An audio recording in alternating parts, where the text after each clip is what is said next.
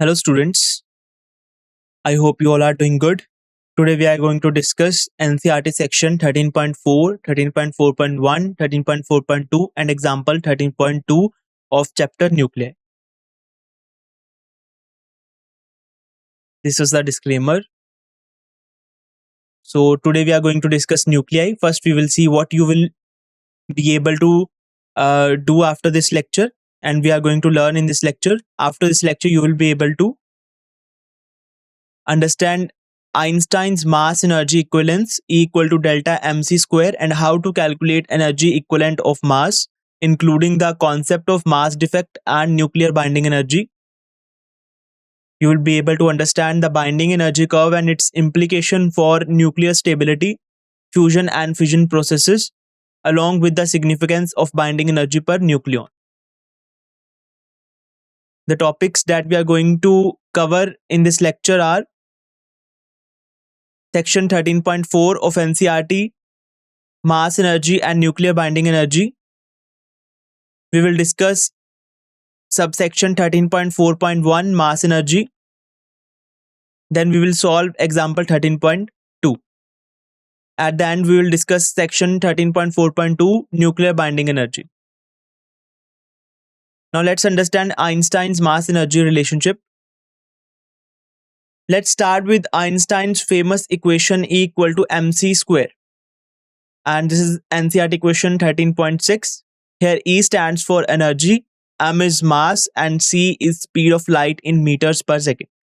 This equation tells us that mass can be converted into energy, and even a small amount of mass can produce a huge amount of energy because c squared is a very large number. Notice how the equation also works for changes in mass. If the mass of a system changes by an amount delta m, the energy changes by delta E equal to delta m c squared.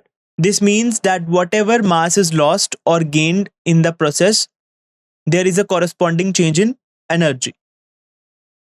Now let's look at the energy equivalence of one atomic mass unit, or 1U. One atomic mass unit is defined as 1.660539 times 10 to the power minus 27 kg. This is a very small mass, but as we will see, it still corresponds to significant amount of energy when converted using Einstein's equation. Here, c is the speed of light in a vacuum, which is 2.99792458 times 10 to the power 8 meter per second, or approximately we will take 3 into 10 to the power 8 meter per second. Let's substitute the values into our equation.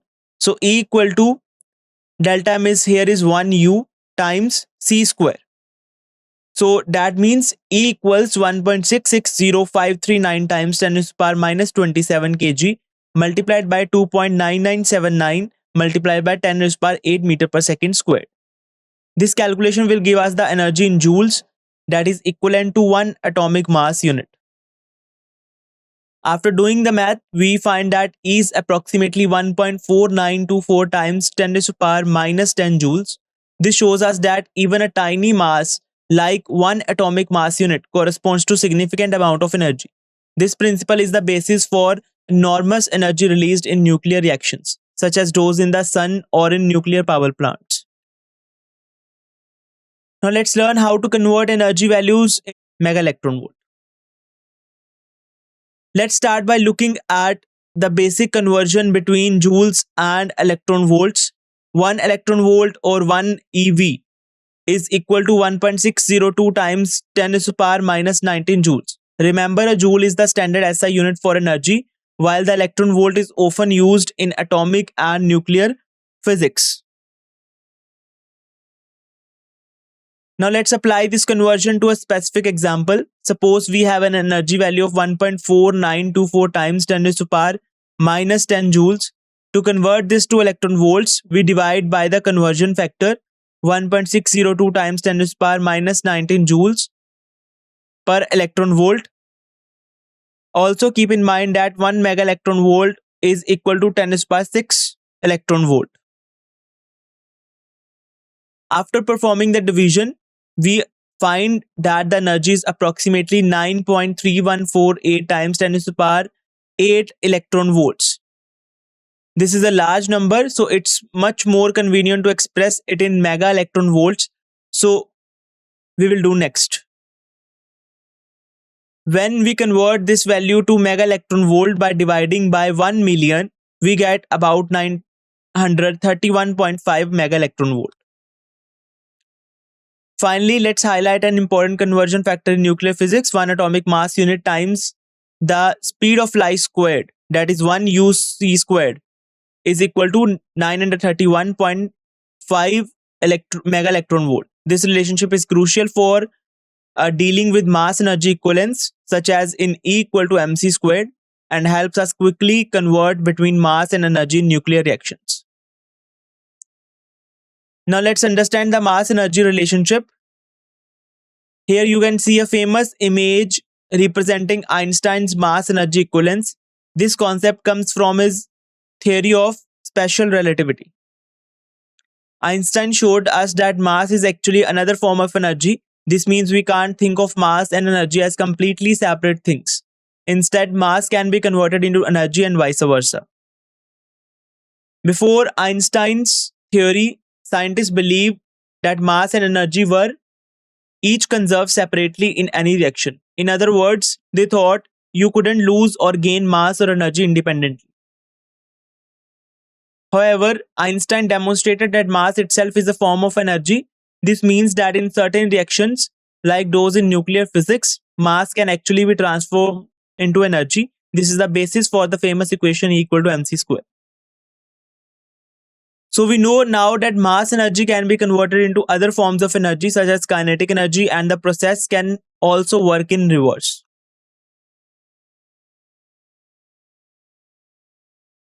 Here Einstein mass energy equivalence relationship is introduced. E equal to mc square. In this formula, E stands for energy, m is mass, and c is the speed of light, which is a constant.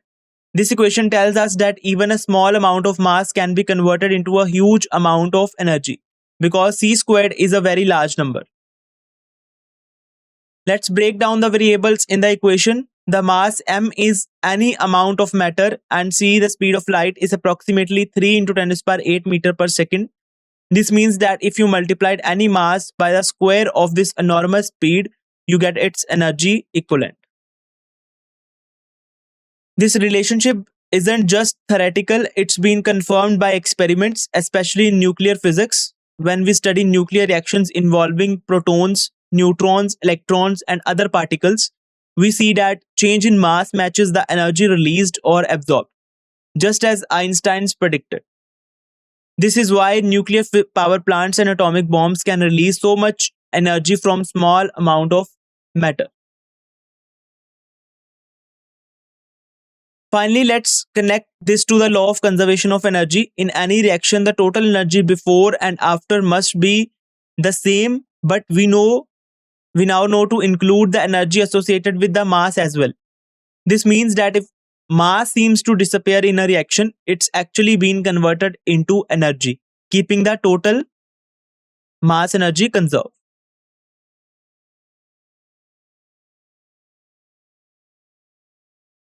Let's examine example 13.2 of NCERT. The question asks us to calculating the energy equivalent of 1 gram of a substance.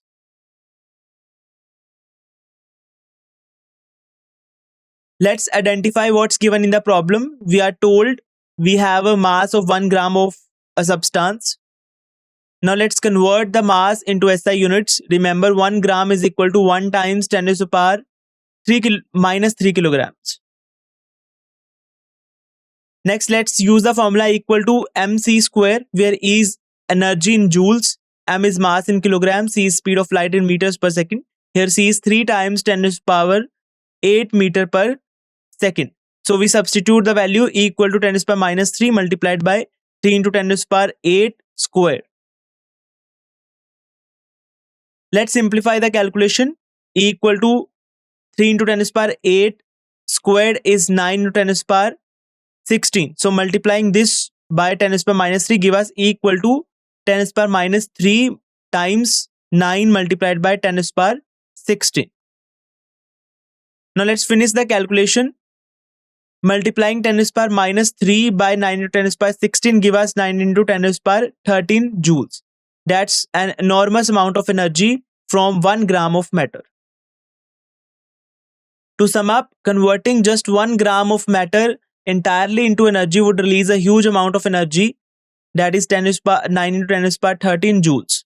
This demonstrates why nuclear reactions, which convert even small amount of mass into energy, can be so powerful. Now let's understand the concept of mass defect in nuclei. First, let's define the mass defect. It was found that mass of a stable nucleus, which we can call M, is always less than the sum of the masses of its separate protons and neutrons. This means that when nucleons come together to form a nucleus, some mass seems to disappear. The mass defect, which we can write as delta M, is simply the difference between the sum of the masses of all the nucleons, meaning all the protons and neutrons, and the actual mass of the nucleus itself. Let's look at the mathematical formulation for a nucleus written as AXZ, where A is mass number, Z is the atomic number, and the mass of the nucleus is MnUc. We can set an equation to calculate the mass defect. The formula for mass defect is delta M equal to Z times Mp plus A minus Z times Mn minus MnUc. Here Z is the number of protons, Mp is the mass of protons, A minus Z is the number of neutrons, and Mn is the mass of neutron, and MnUc is actual mass of the nucleus. So Zmp plus A minus Z multiplied by Mn, that collectively, the collective term in square bracket represents the mass of nucleons present in nucleus. The missing mass delta M is not actually lost. It is converted into energy that holds the nucleus together. This is called the binding energy, and it's a direct application of Einstein's equation equal to mc square. The greater the mass defect, the more tightly bound the nucleus is. Now let's understand the concept of nuclear binding energy. Let's look at what binding energy means. Binding energy, often written as EB, is the energy needed to break a nucleus apart into its individual protons and neutrons. In other words, it's the energy that holds the nucleus together. Notice in the diagram how the nucleus is made up of protons and neutrons, and the binding energy is what keeps them from flying apart. Remember, this energy comes from the mass defect, which is the difference between the mass of the separated nucleons and the mass of the nucleus itself. Now let's see how we calculate binding energy mathematically. The formula is EB equal to delta M C square. This is NCERT question 13.8. Here delta M is mass defect and C is the speed of light. This equation shows us that even a small difference in mass can result in a large amount of energy. Finally, we can write the formula for calculating binding energy EB, which gives us EB equal to Zmp plus A minus Zmn minus MnUc, and this whole term enclosed in square brackets multiplied by C square, where Z is the number of protons and A minus Z is number of neutrons.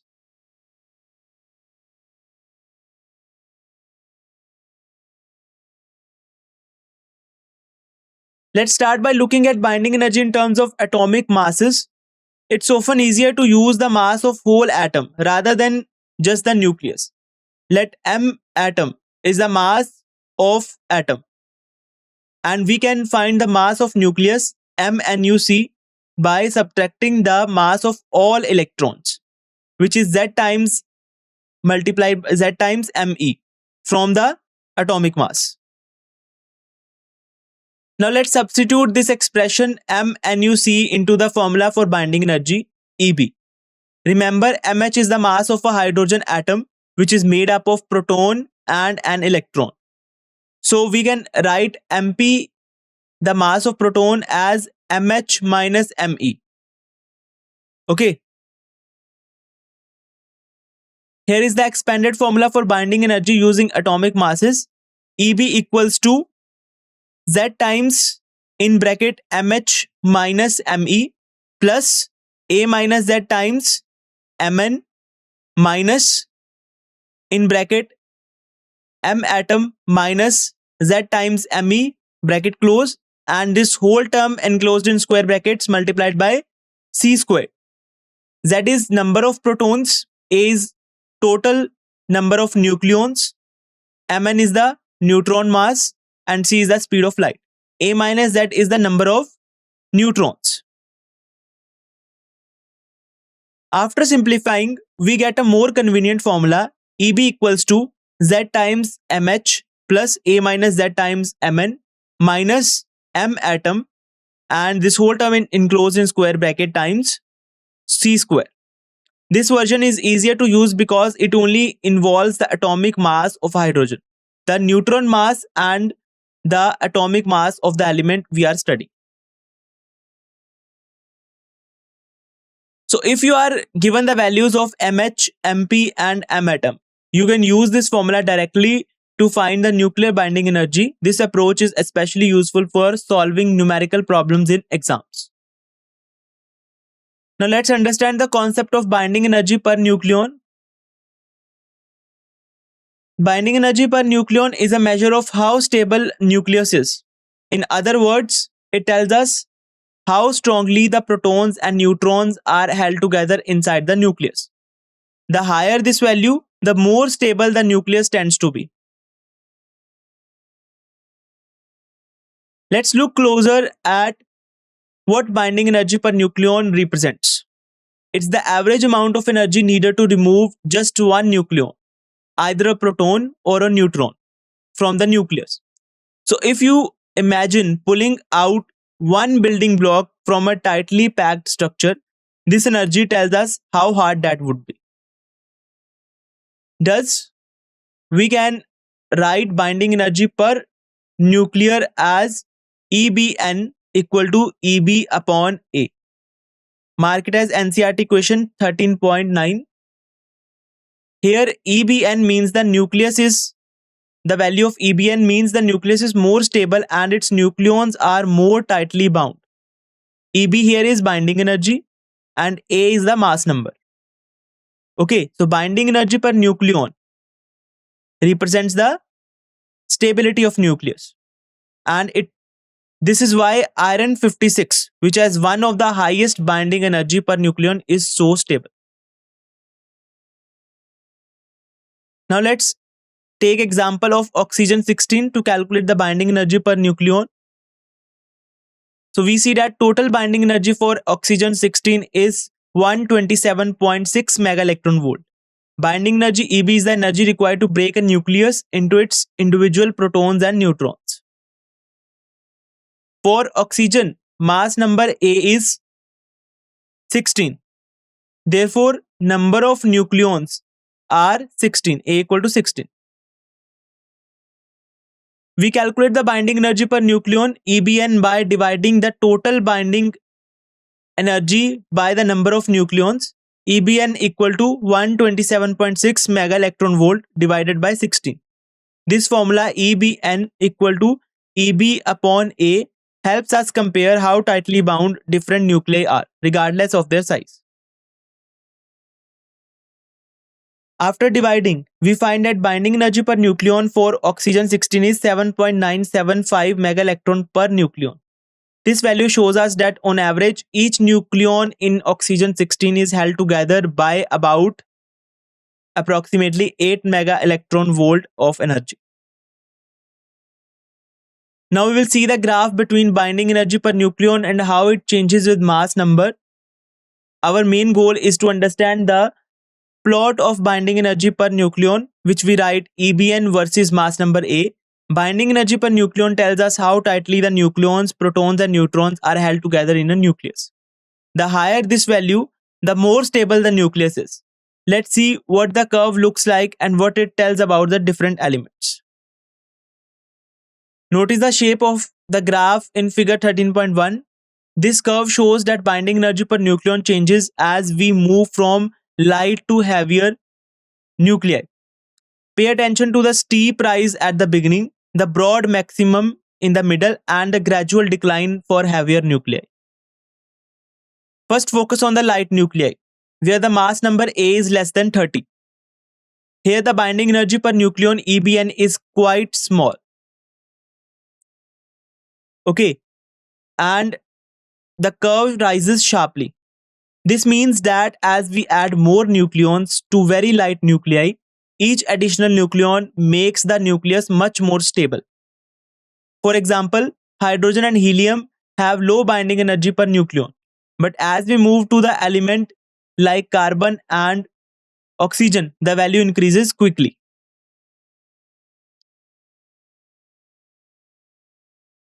Next, let's look at the intermediate nuclei where A is between 30 and 170. In this region, the binding energy per nucleon is nearly constant and reaches its maximum value, about 8.75 megaelectron volt. This means these nuclei are the most stable.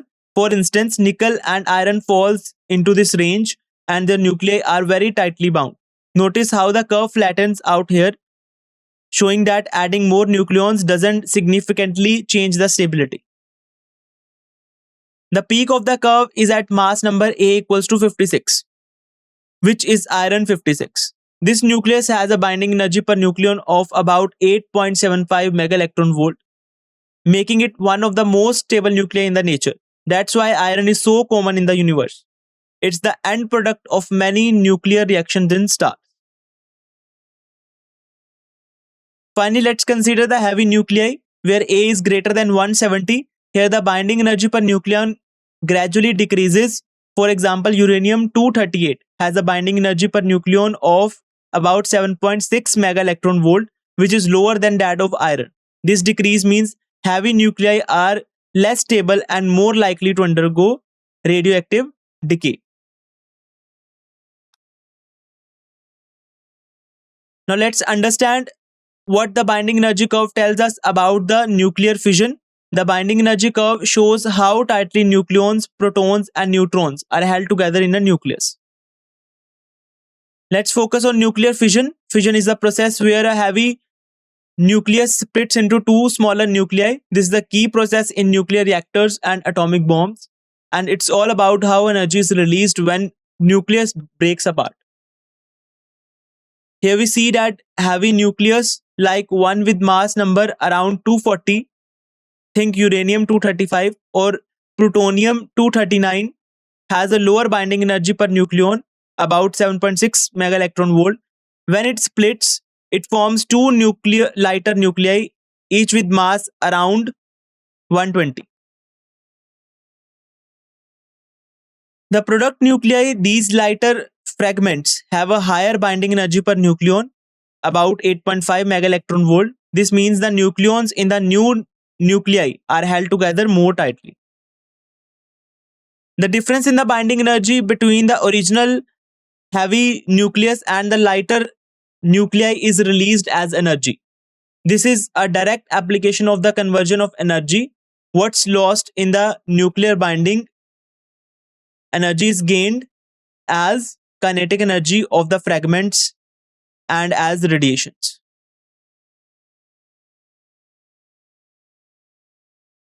The energy released is roughly 240 times the difference in the binding energy per nucleon. So about 240 times 8.5 minus 7.6 megaelectron volt, which equals approximately 216 megaelectron volt. This large amount of energy per fission event is what makes nuclear fission such a powerful energy source.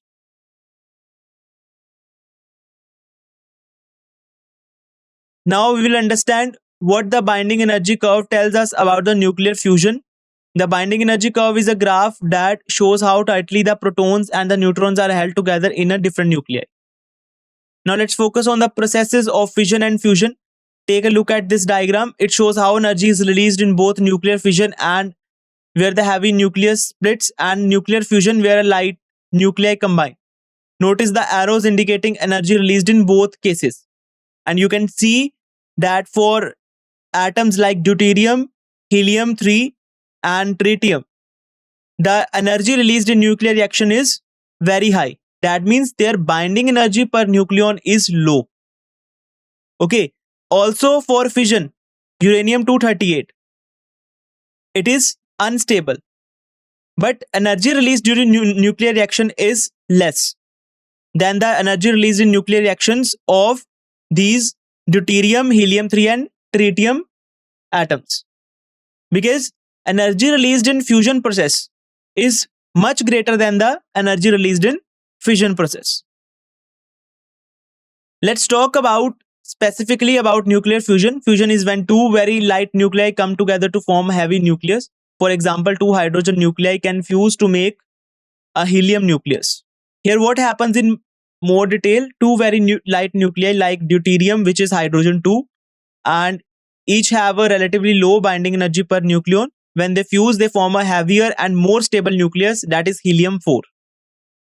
So helium-4 is stable, and you can see in the diagram, helium-3 is unstable.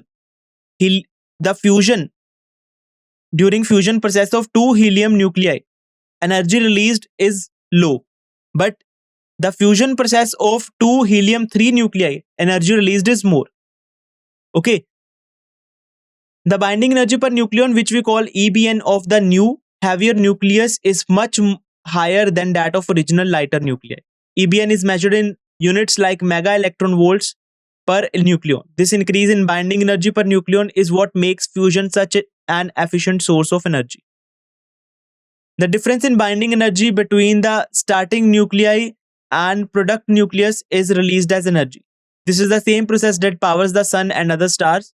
So the binding energy curve helps us understand why fusion releases so much energy. Now let's summarize what we have studied in this lecture. We started with Einstein mass energy equivalence. Einstein showed that mass is a form of energy and can be converted into other energy forms. 1 gram of matter, if completely converted to energy, releases an enormous amount of energy. Mass defect is the difference between the sum of individual nucleon masses and the actual nuclear mass. Nuclear binding energy is the energy equivalent of mass defect, representing energy needed to break a nucleus. Binding energy per nucleon indicates nuclear stability. Nuclear fission involves splitting heavy nuclei into lighter ones, releasing energy. Nuclear fusion combines lighter nuclei into heavy ones, also releasing energy, and the energy released in the nuclear fusion is much greater than the energy released in nuclear fission. Binding energy curve explains why both fusion and fission can release energy. Now we have some practice questions which can be solved using the concept we have studied in this lecture. Solving these problems will enhance your problem solving skills. First question is, calculate the energy equivalent of 2 gram of matter using Einstein's mass energy relation.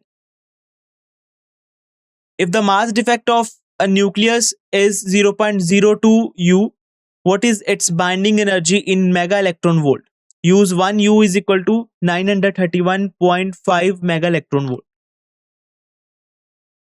Find the binding energy per nucleon of carbon-12 if its total binding energy is given 92.16 mega electron volt. Convert 5 mega electron volt of energy into atomic mass units. If a nucleus has atomic mass 20 U and its constituents 10 protons and 10 neutrons have total mass 20.15 U, what is its mass defect in U, that is atomic mass units. So this is all about today's lecture. I hope you enjoyed the session and understood it well. Thank you for your attention.